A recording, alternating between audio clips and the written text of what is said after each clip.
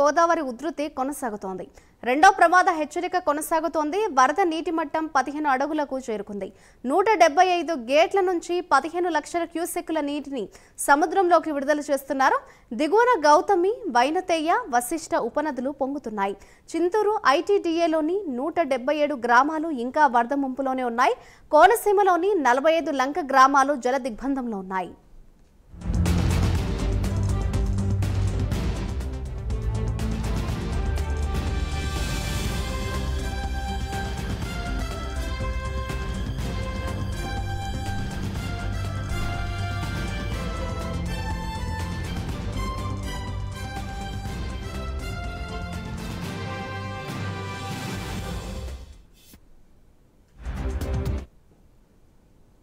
ధవళేశ్వరం దగ్గర గోదావరి ఉధృతి కొనసాగుతోంది. ఇదే అంశంపై మరింత సమాచారాన్ని మా ప్రతినిధి శ్రీరామమూర్తి లైవ్ ద్వారా అందిస్తారు.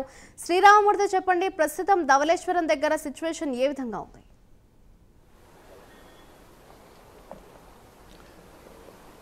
మాధురి, గోదావరికి వరద ఉగ్రరూపం ఇంకా కొనసాగుతూనే ఉంది. ఇప్పుడు ధవళేశ్వరం బ్యారేజ్ దగ్గర మనం ఇప్పుడు ఉన్నాం. ధవళేశ్వరం బ్యారేజ్ దగ్గర చూసినట్లయితే ఇక్కడ 15 లక్షల క్యూసెక్కుల నీరు దిగువకి విడుదలవుతుంది, అంటే సముద్రంలోకి విడుదలవుతుంది. దీంతో దిగునికి అలా వశిష్ట, వనితయ్య, గౌతమి నదులు కూడా పొంగి ప్రవహిస్తున్న పరిస్థితి ఉంది.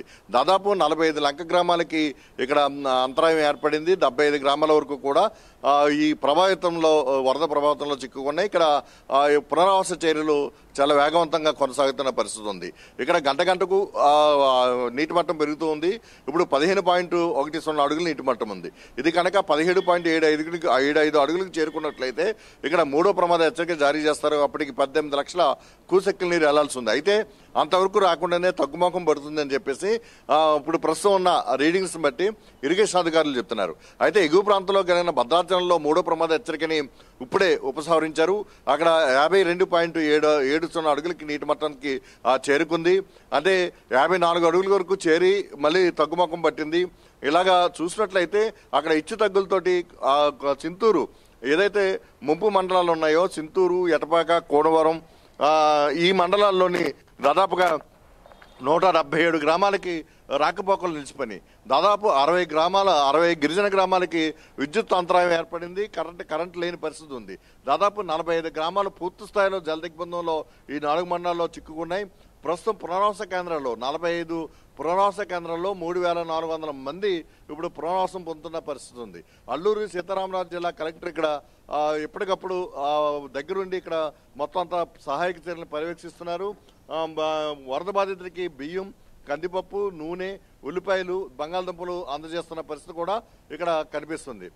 ఎక్కడికి ఇప్పుడు ప్రస్తుతం అయితే శబరి నది కూడా ఇంకా పొంగుతూ ఉంది. శబరి నది ఇంకా ఉగ్రరూపంలోనే ఉంది. అయితే భద్రాచలం దగ్గర తగ్గుముఖం పడడంతో కొంత ఊపిరి పీల్చుకునే పరిస్థితి కనిపిస్తుంది.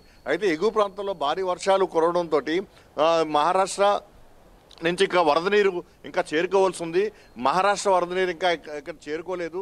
అయితే ఇప్పుడు ఒడిశా, ఛత్తీస్గఢ్ ప్రాంతాల్లో కురిసిన భారీ వర్షాలకి మాత్రం శబరి పొంగి శబరి నుంచి భారీగా వరద నీరు వచ్చి చేరుతుంది.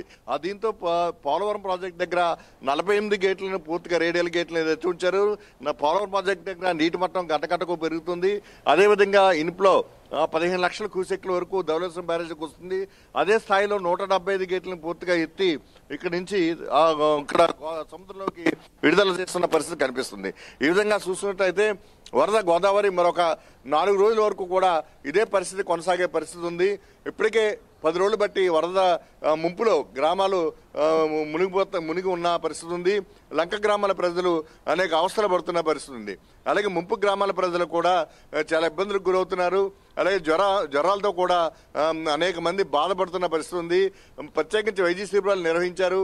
అలాగే హాస్పిటల్కి కూడా అత్యవసర పరిస్థితుల్లో వారిని తరలిస్తున్న పరిస్థితి ఉంది. ఇలా చూసినట్టయితే ఈ వరద గోదావరి మరింతగా ఉగ్రరూపం దాల్స్తే కనుక చేపట్టాల్సిన చర్యల కోసం ఎస్డీఆర్ఎఫ్, ఎన్డీఆర్ఎఫ్ బృందాలను కూడా ఇక్కడికి రంగంలోకి దించారు.